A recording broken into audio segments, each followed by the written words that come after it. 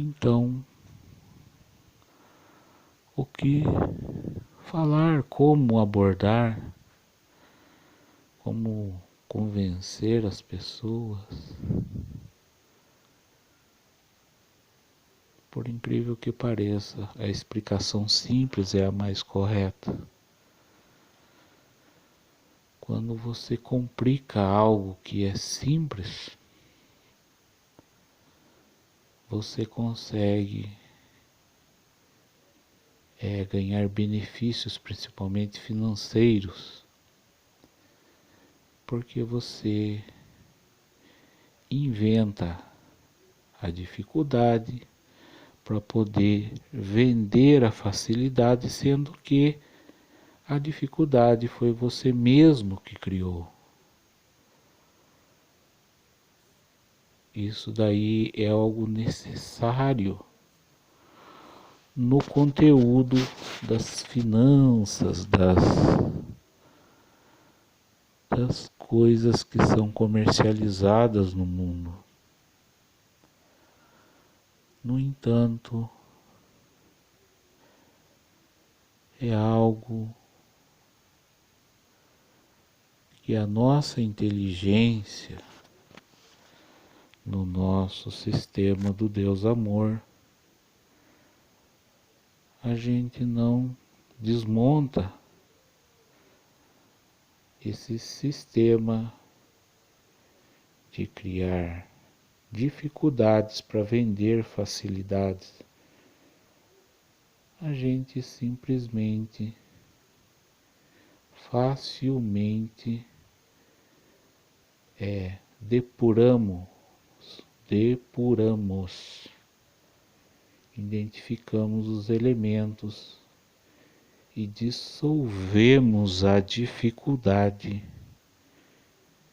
que há nas sociedades humanas, apenas exercitando o que a ciência, a inteligência que Deus nos deu, percebendo as falhas morais, sim, morais, da nossa conduta de cristãos, com essa nossa conduta de cristãos que não levam em extrema conta, está numa conta muito baixa o Jesus Cristo. Na maioria das religiões cristãs é muito sagrado essa instituição Jeová, esta instituição o Deus, essa instituição a lei, o sábado, o dízimo, todos os percalços que é o Deus lá do passado, do óleo da viúva, das carruagens de fogo de Eliseu,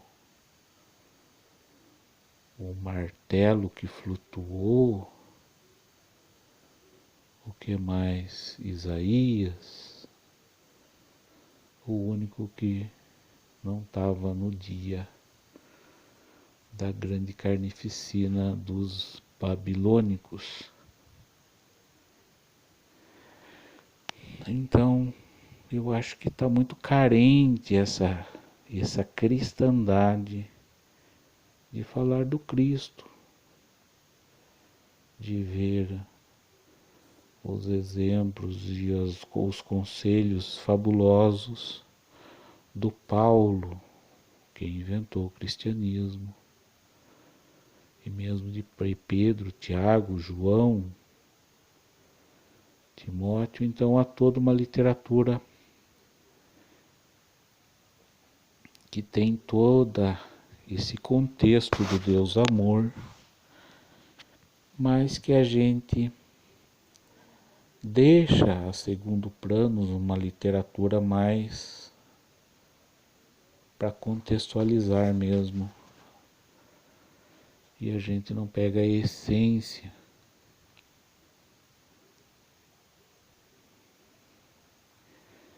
E é toda uma coisa complexa. Eu tô aqui à noite gravando mais um vídeo, um equipamento muito precário, e pensando o que vai dar tudo isso, para que eu gravar vídeos.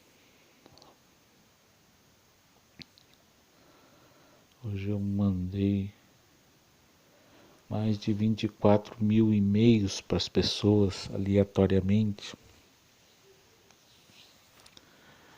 E eu deito na cama e fico pensando, para que isso?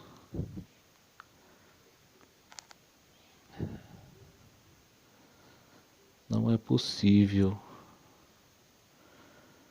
que as pessoas, outras pessoas além de mim no mundo, não questionam essa discrepância do texto, só do texto que é demonstrado, o texto de fluência no seu seio religioso.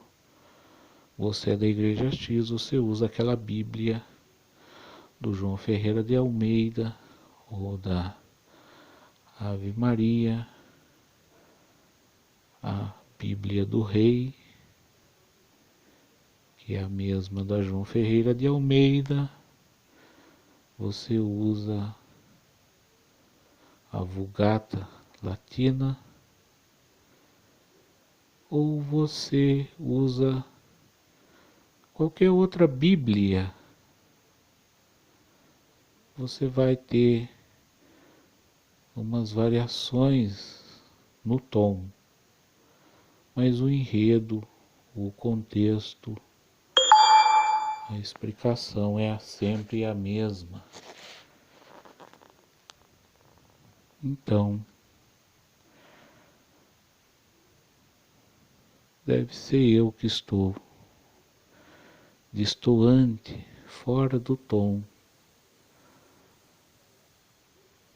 nessa questão de desenvolver o texto sagrado, lendo-o no contexto histórico, na cronologia, explicando os grandes lapsos temporais. Você pega lá do último texto do Velho Testamento até aqui o Evangelho de Mateus, são quase mais de 450 anos de lapso, e há vários lapsos, grandes zonas temporais, grandes nichos nos próprios textos de Paulo, a citação de textos sagrados que não existem. Então são só notas, citações do Paulo de textos sagrados. Então há toda uma interpretação, toda uma grande confusão sobre tudo. E eu vou explicar isso? Jamais. Eu não tenho nada, absolutamente nada, nem tempo, nem dinheiro, nem informação. O que eu tenho é o texto da Bíblia e a capacidade, a facilidade de pesquisar na internet, é só isso. Mas o que garante que está na internet é verdade? Não seria bom a gente ter entre aspas, uma Wikipédia cristã, um banco de dados de informações cronológicas que fosse científica, que de repente tenha um tronco representado pelas ciências laicas totalmente distintas de qualquer religiosidade, representando, no entanto, galhos de árvore em questões que as religiões se divergem. Então poderia-se dizer a igreja de A a Z, todas elas que discordam ou discorrem algo que não está de acordo com o tronco, e cada um explicará da sua forma, né? Porque se a gente, em pleno 2020, não explicarmos esse criacionismo, essa coisa que o homem apareceu magicamente e de repente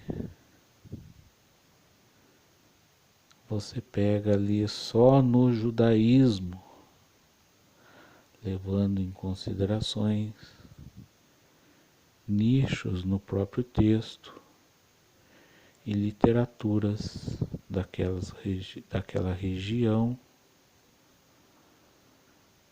que complementam o texto bíblico. Você deve ler lá Moisés, as leis que Deus deu, que são as leis, uma boa parte ali das 613 leis mosaicas, mas aquilo ali é o código de Hammurabi. Leis antigas, olho por olho, dente por dente, isso daí é sabido na história, que já veio antes. Então, de repente, o criacionista só ali estudando a coisa toda que envolve o texto bíblico vai notar que há elementos que demonstram que o paraíso não era aqui no planeta Terra. Esse Éden, ele é de algum outro lugar, onde era possível habitar o homem. E se ele saísse desse Éden para vir para fora, para o planeta Terra, ele precisava de um suporte, um hardware. E aí tem a construção dessa forma do animal, o hominídeo de cabeça grande, de cérebro processante, mas não acontece as coisas magicamente, tem toda uma cronologia, não é isso? Você tem que ver que coisas muito grandes são plantadas muito pequenas, são sementes. A maior árvore do mundo, certamente um dia ela foi uma semente, como várias sementes, mas aquela em específico deu origem a uma grande árvore, um grande carvalho. E você pode ver que, vendo elementos do judaísmo, eles representam uma árvore, essa árvore da vida. É isso que eu quero dizer. Se a gente, já que a gente se dedica tanto a ponto de darmos muito do nosso dinheiro, da nossa atenção, da nossa vida ao Deus, por que não fazê-lo de maneira intelectualizada, com conhecimento de causa? você estuda profundamente o judaísmo, o islamismo e o cristianismo, aqui nesse peso greco-romano, para você ver toda a simbiose que há. Para quê? Para que aquele texto lido não fique destoante, não fique no ar aquela dúvida e interpretações absurdas do texto, sendo que o texto é explicado na cronologia histórica, na antropologia, no contexto. Um texto sagrado fora de contexto, ele denigre o caráter do Deus amor, então fica aquele Deus amor muito mal interpretado, muito militar judaico, e isso atrapalha a coerência, o desenvolvimento natural, evolutivo, darwiniano do cristianismo.